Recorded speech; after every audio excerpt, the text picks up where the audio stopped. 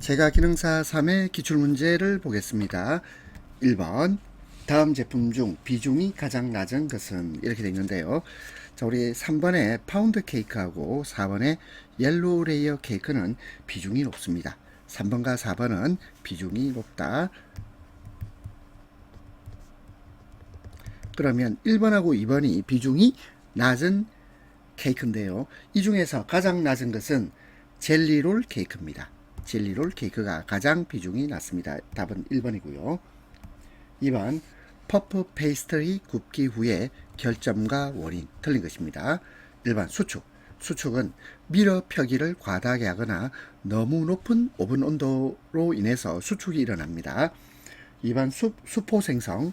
수포 생성은 반죽 온도가 높을 때입니다. 자, 단백질 함량이 높은 밀가루로 반죽했다 이게 아니고 수포가 생성되는 것은 반죽 온도가 높을 때가 되겠습니다.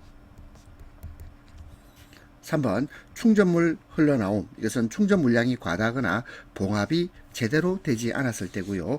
4번의 작은 부피. 자, 이것은 수분이 없는 경화 쇼트닝을 충전용 유지로 사용했을 때입니다. 답은 2번. 3번 환자란다. 죄송합니다. 흰자입니다. 흰자. 자, 계란 흰자를 이용한 머랭 제조 시 좋은 머랭을 얻기 위한 방법이 아닌 것. 좋은 머랭을 얻기 위해서는 사용 용기 내 유지가 없어야 됩니다. 그 다음에 머랭의 온도를 따뜻하게 하고 노른자를 첨가한다 되는데 이 노른자 첨가는요. 자, 이것은 흰자의 거품을 오히려 깨뜨리죠.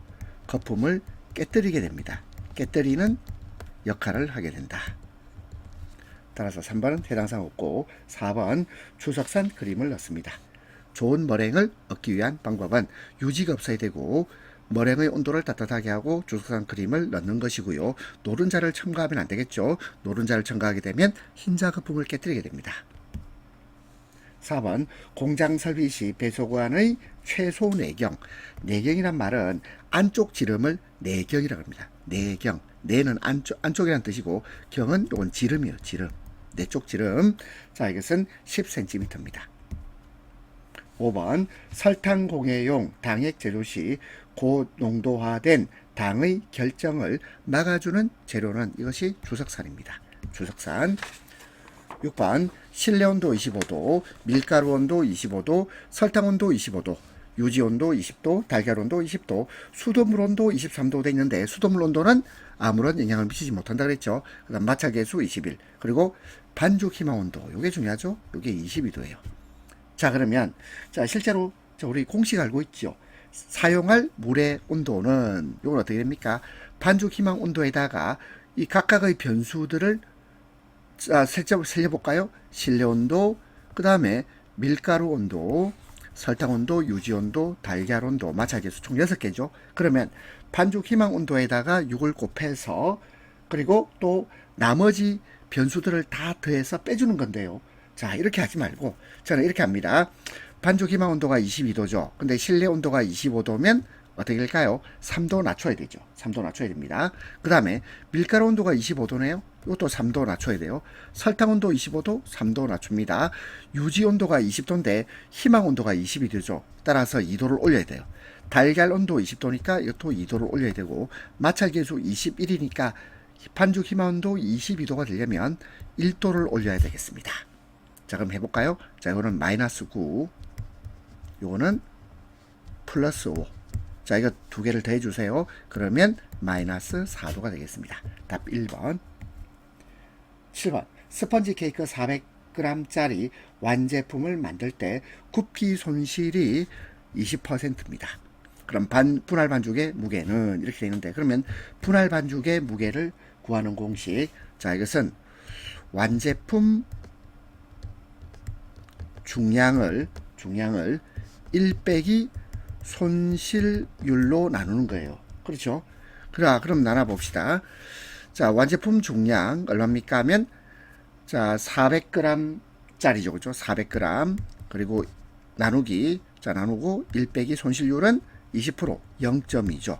그러면 0.8분의 400이 되겠고요. 그리고 500g이 되겠습니다.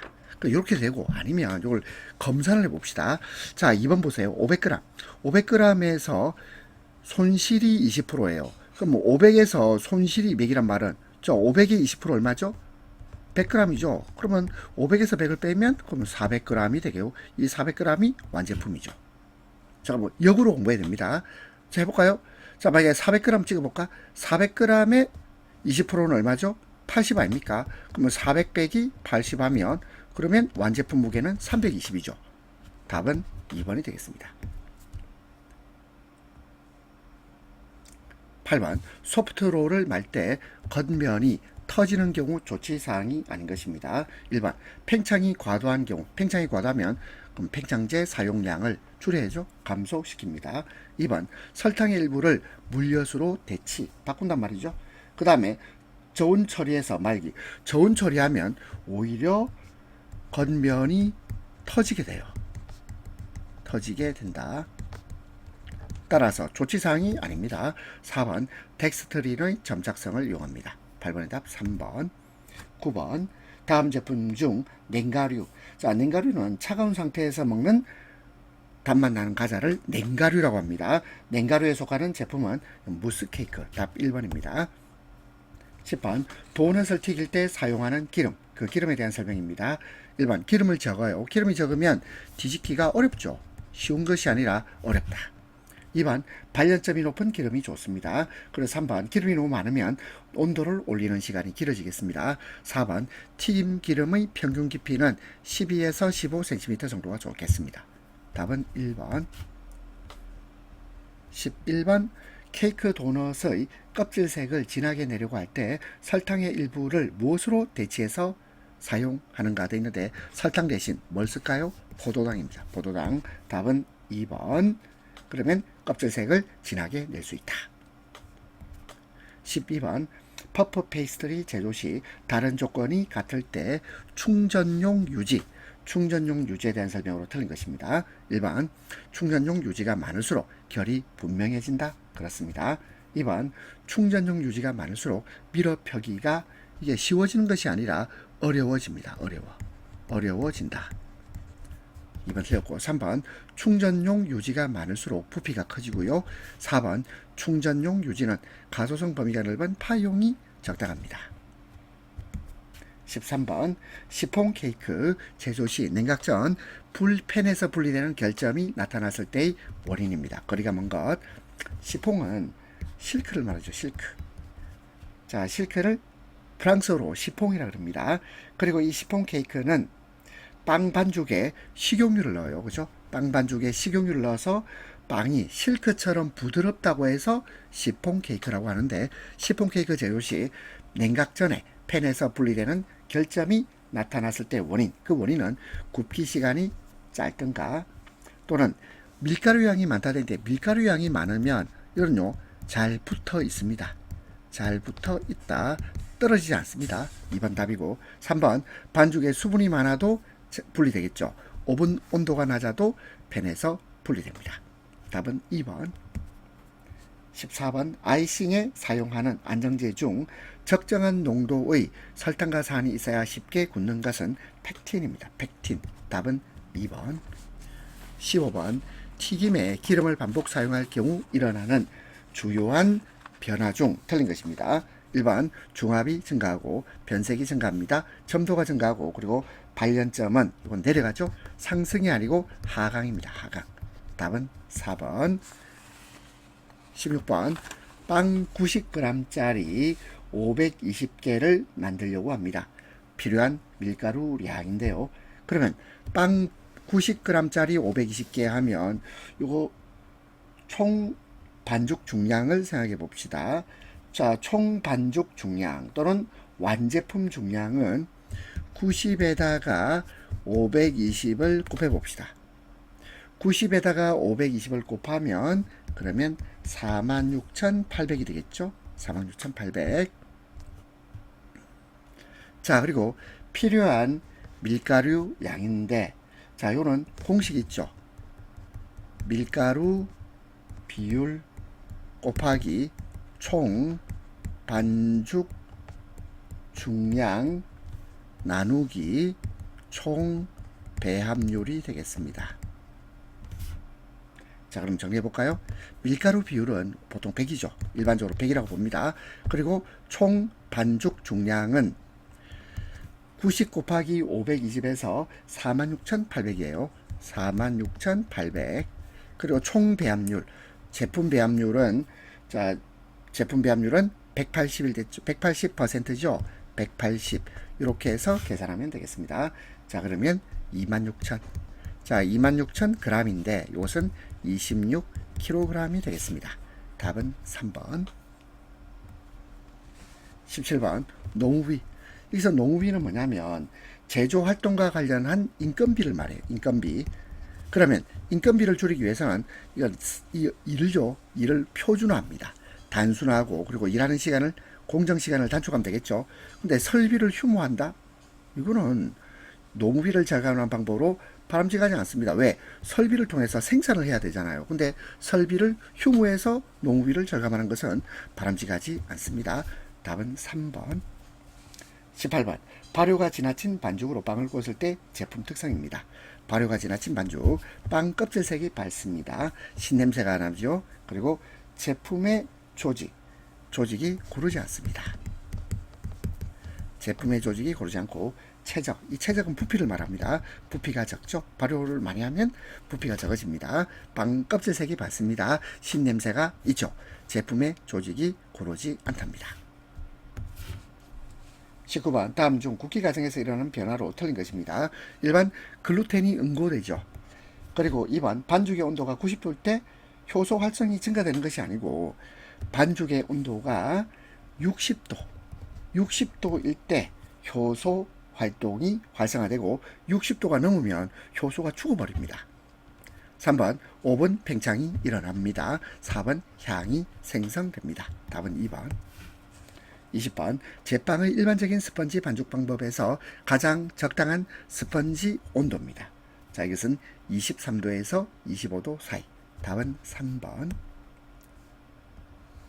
21번 비용적이란 말은 단위 질량을 가진 물체가 차지하는 부피. 단위 질량을 가진 물체가 차지하는 부피인데, 자, 여기서 이 단위로는요, 일단 세제곱센티미터. 자, 비용적은 세제곱센티미터 per g입니다. 답은 1번.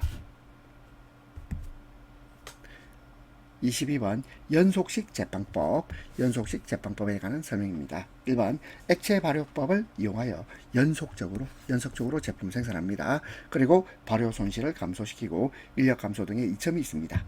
3번 3,4기압의 디벨로퍼로 반죽을 제조하기 때문에 많은 양의 산화제가 필요하고요. 그리고 4번 자동화 시설을 갖추기 위해서 설비 공간의 면적이 많이 소요되는 것이 아니라 오히려 이 면적이 감소합니다. 답은 4번. 23번 다음 제빵 공정 중 시간보다는 상태로 판단하는 것이 좋은 공정입니다. 이것은 발효입니다. 2차 발효. 24번 중간 발효에 대한 설명 틀린 것입니다. 중간 발효는 온도는 32도C 이내, 상대 습도는 75% 전후, 그리고 반죽의 온도 크기에 따라 시간이 달라지고요. 반죽의 상처 회복과 성형을 용이하게 하기 위함입니다. 4번 상대 습도가 낮으면 덧가루 사용량은 감소합니다. 상대 습도가 낮으면 덧가루 사용량이 감소한다. 답 4번. 25번 제빵 공정 중 패닝 시, 자, 패닝이라고 부르기도 하고 또는 팬닝이라고 하기도 합니다. PANNING. 자, 패닝 시 틀의 온도로 가장 적합한 것인데 32도씨입니다. 32도씨.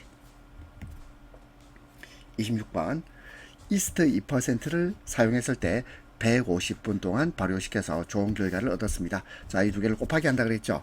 그러면 100분 발효했을 때 같은 결과를 얻기 위해서 얼마의 이스트를 사용해야 됩니까? 이 두 개도 곱해주면 되죠.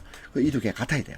그럼 무슨 말이냐면 2 곱하기 150은, 자, 이스트의 양 네모라고 합시다. 네모 곱하기 100 이러면 돼요. 그러면 2 곱하기 150은 300이죠. 300. 그럼 여기 들어갈 단어는 3%. 3이 들어가면 되겠죠? 답 3번입니다. 27번 반죽 10kg을 혼합했을 때 가장 적합한 믹서의 용량입니다. 자, 반죽이 10kg예요. 그러면 8kg, 10kg 안 되겠죠? 그리고 30은 너무 커요. 15kg가 적당합니다. 답 3번. 28번 제빵 냉각법 중 적합하지 않은 것입니다. 그럼 여기서 급속 냉각은요, 이것은 빵의 노화가 촉진되죠. 빵의 노화가 촉진되기 때문에 적합하지 않습니다. 그 다음에 2번 자연 냉각, 3번 터널식 냉각, 4번 에어컨디션식 냉각. 적합하죠. 답 1번. 29번 냉동 반죽에 사용되는 재료와 제품의 특성에 대한 설명 중 틀린 것입니다. 1번 일반 제품보다 산화제 사용량을 증가시킵니다. 맞죠? 자, 냉동 반죽을 하게 되면 산화제 사용량을 증가시킨다.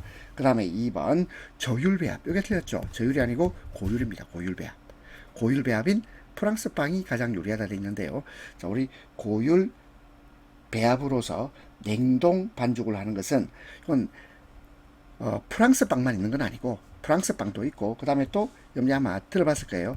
데니시 페이스트리 데니시 페이스트리 할 때 데니시가 뭐죠? 덴마크죠. 덴마크 빵도 있습니다. 자, 그래서 2번 틀렸고, 3번 유화제를 사용하는 것이 좋고, 4번 밀가루는 단백질의 함량과 질이 좋은 것을 사용합니다. 답은 2번. 30번 오버베이킹은 뭐냐면 제품을 낮은 온도에서 오랫동안 굽는 것이에요. 그러면 어떤 문제가 생기죠? 노화가 빨라집니다. 제품의 수분 함량이 적어져서 노화가 빨라져요. 답 4번. 31번 술에 대한 설명. 달걀 비린내, 생크림 비린 맛을 완화시켜서 풍미를 좋게 해주죠. 맞고. 2번 양조주란 곡물이나 과실을 원료로 하여 효모로 발효시킨 것이 양조주입니다. 그 다음에 3번 증류주는 발효시킨 양조주를 증류한 것이고, 4번 혼성주란 증류주를 기본으로 하여 정제당을 넣고 과실 등의 추출물로 향미를 낸 것으로 대부분 알코올 농도가 높아요. 낮다 틀렸죠? 높습니다. 틀린 것은 4번. 32번 메가에 함유되어 있는 아밀라제를 이용하여 전분을 당화시켜 엿을 만든다. 이때 엿의 주로 포함 함유되어 있는 당류는 메가당입니다. 메가당. 답 4번. 33번 식염. 자, 식염이란 말은 우리가 먹는 소금을 생각하면 돼요. 소금. 이 소금이 반죽 물성 및 발효에 미치는 영향에 대한 설명. 자, 이 소금이 반죽의 이 물체의 성질 또는 발효에 미치는 영향. 흡수율을 감소하죠. 반죽 시간이 길어집니다. 껍질 색상을 더 진하게 하고, 그 다음에 프로테아제 활성을 증가시키는 것. 자, 프로테아제는 뭐냐면 단백질 분해 효소입니다. 자, 단백질 분해 효소를 프로테아제라고 하는데, 이 프로테아제 활성을 증가시키는 것은 주로 이제 양배추가 하는 일이에요. 양배추의 기능입니다. 따라서 답 4번. 34번 다음 중 코팅용 초콜릿이 갖춰야 하는 성질. 저는 융점이 겨울에는 낮고 여름에는 높은 것이어야 됩니다. 답 4번. 35번 어떤 밀가루에서 젖은 글루텐을 채취해보니 밀가루 100g, 100g에서 36g이 젖은 글루텐. 그럼 젖은 글루텐은요 36%란 말이죠. 왜냐하면 밀가루 100에서 36g이 젖은 글루텐이기 때문에 젖은 글루텐은 36%의 함량을 가지고 있어요. 그러면 이 젖은 글루텐의 요것의 3분의 1, 요 3분의 1이 이것이 건조 글루텐입니다. 건조 글루텐. 자, 이게 단백질 함량이죠. 건조 글루텐, 이게 단백질이에요. 그러면 이때 단백질 함량은 36%의 3분의 1이니까 12% 하면 되겠습니다. 답은 2번. 36번 다음 중 효소에 대한 설명으로 틀린 것입니다. 효소는 생체 내의 화학 반응을 촉진시키는 생체 촉매고요. 효소 반응은 온도, pH, 기질 농도 등의 영향을 받습니다. 그 다음에 3번 베타 아밀라제를 이걸 당화 효소라고 하고요. 알파 아밀라제를 이것을 액화 효소라고 합니다. 답 3번. 4번 효소는 특정 기질에 선택적으로 작용하는 기질 특이성이 있습니다. 37번 동물의 가죽, 뼈 등에서 추출하며 안정제로 사용되는 것. 이게 뭐죠? 젤라틴입니다. 젤라틴. 답 1번. 38번 제빵에 가장 적합한 물. 악영수죠. 악영수. 답 3번. 그 다음에 39번 생이스트. 자, 생이스트를 압착 효모라고 부르기도 하죠. 생이스트의 구성 비율입니다. 이것은 수분 70, 고형분 30. 수분 70, 고형분 30. 답 3번.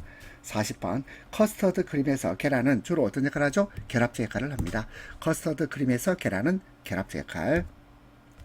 42번 다음 중 유지의 3패. 유지의 3패는 어떤 의미죠? 유지를 공기 중에 오래 방치해 두면 그러면 산화가 되죠. 3패라 그래요. 그러면 냄새가 불쾌한 냄새가 나고 맛이 안 좋아지죠. 빛깔이 변합니다. 3패가 증가해요. 그러면 이 3패는 온도, 수분, 공기와 밀접한 관련이 있죠. 근데 비타민하고는 상관이 없어요. 답 4번.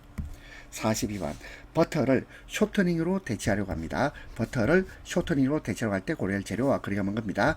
버터는 이거는 우유, 지방과 그 다음에 수분과 그리고 약간의 소금으로 구성되어 있죠.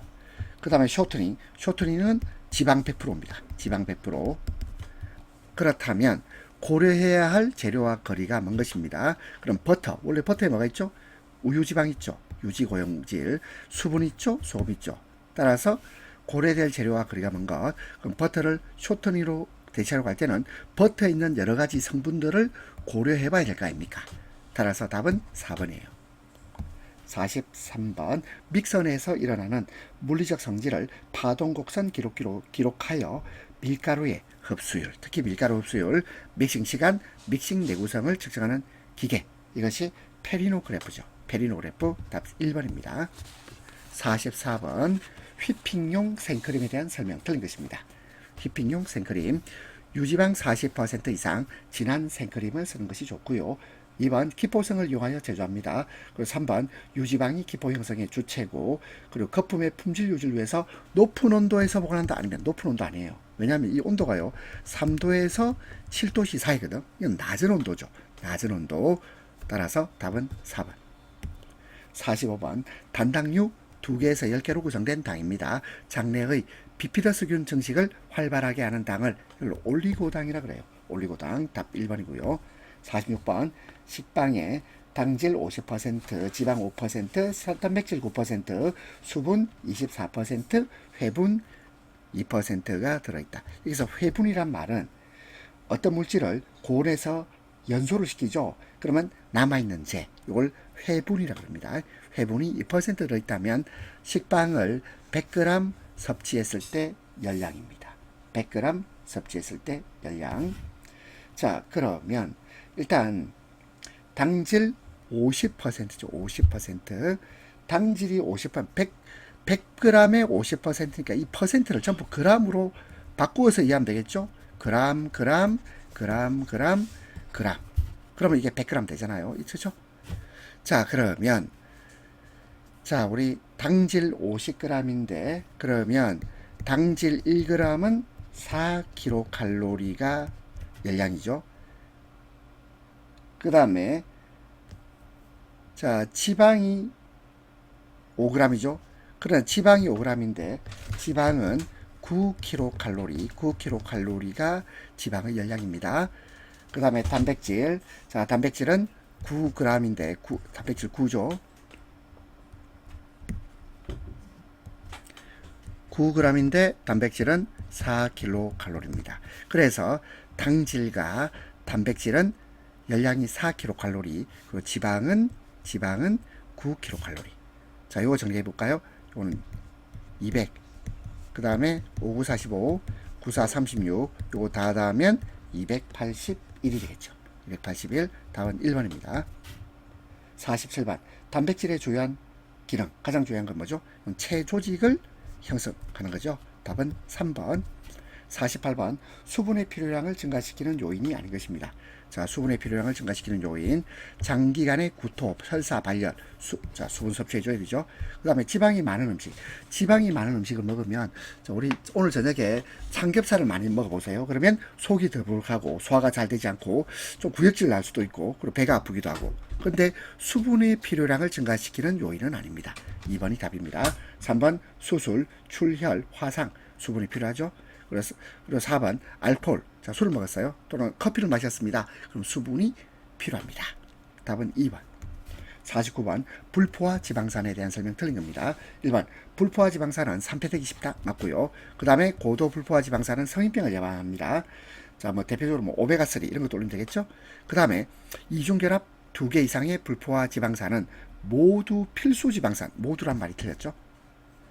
그래서 자, 이중결합 2개 이상의 불포화 지방산은 필수 지방산이 많아요. 근데 모두는 아닙니다. 그 4번 불포화 지방산이 많이 함유된 유지는 실온에서 액체 상태죠. 액상입니다. 답은 3번. 50번 글리코겐이 주로 합성되는 곳, 이것은 간이나 근육입니다. 답 4번.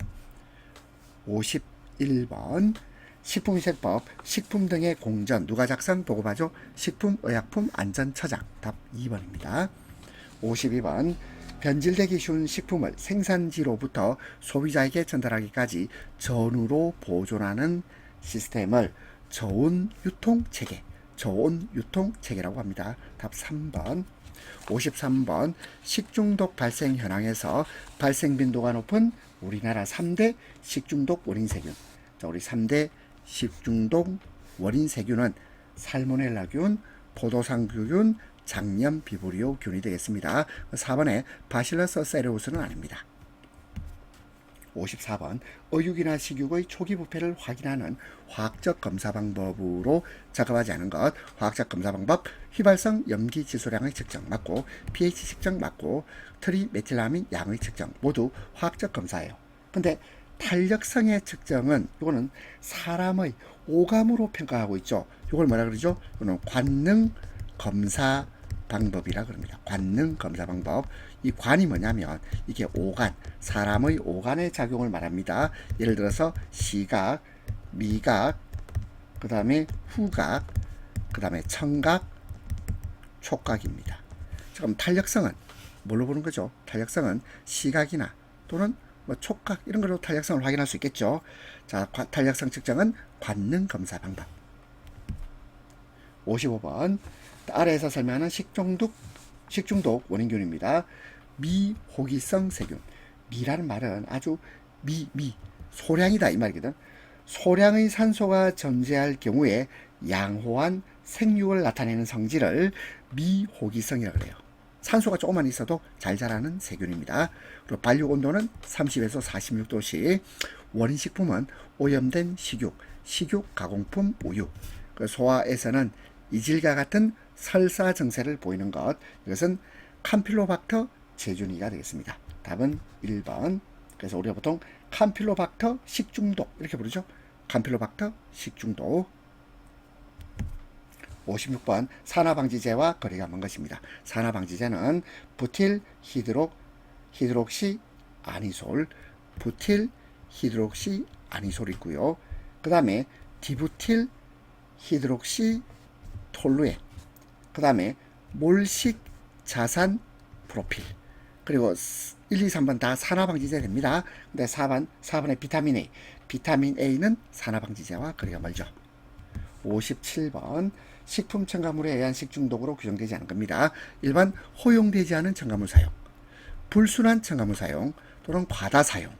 1, 2, 3 모두 식품 첨가물에 의한 식중독입니다. 근데 독성 물질을 식품에 고의로 첨가한다. 이건 뭡니까?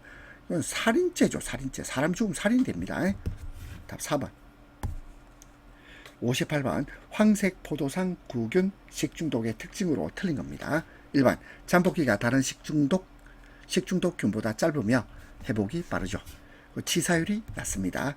그리고 3번 그람 양성균으로 장내 독소를 생산합니다. 그리고 4번 발열돼 있는데요. 자, 우리 황색 포도상 구균 식중독은 이거는 자 대개 고혈압 발생을 하지 않고 가벼운 발열이 발생할 수 있죠. 그래서 발열이 24시간에서 48시간 정도 지속된다는데, 자, 이게 좀 애매해요. 왜냐하면 일단 고열은 발생하지 않고 가벼운 발열이 발생해요. 자, 그리고 24시간에서 48시간, 요건 어떤 의미냐면 요거는 이미 회복이 돼 버립니다. 회복돼요. 자, 그래서 이거를 발열이 지속된다. 이게 좀 애매합니다. 애매해서 틀린 거 됐을 때 1번, 2번, 3번이 가장 확실하기 때문에 4번을 틀린 말로 잡겠습니다. 59번 병원체가 음식물, 손, 식기, 완구, 곤충 등을 통해서 입으로 침입해서 감염을 일으키는 것 중 바이러스에 의한 것. 자, 이것은 경구 감염병이죠. 경구, 입입니다. 경구, 입으로 침입하는 거죠. 그리고 바이러스에 의한 것은 폴리오입니다. 답은 2번. 60번 오염된 우유를 먹었을 때 발생할 수 있는 인수 공통 감염병이 아닌 겁니다. 1번 파상열, 2번 결핵, 3번 큐열. 큐열은 뭐냐면 콕시엘라 버네티라는 균에 의해서 감염되는 질환을 큐열이라고 하는데, 이것도 오염된 우유를 먹었을 때 발생할 수 있는 감염병이에요. 4번에 야토병. 야토병은 이건 들야자의 토끼토자죠. 그래서 산토끼. 야토가 뭐냐면 산토끼나 동물에 기생하는 진드기나 벼룩이나 이에 의해서 사람에게 감염되는 것을 말하고, 오염된 우유하고는 거리가 멉니다. 따라서 답은 4번 야토병입니다. 여러분들이 고생하셨습니다.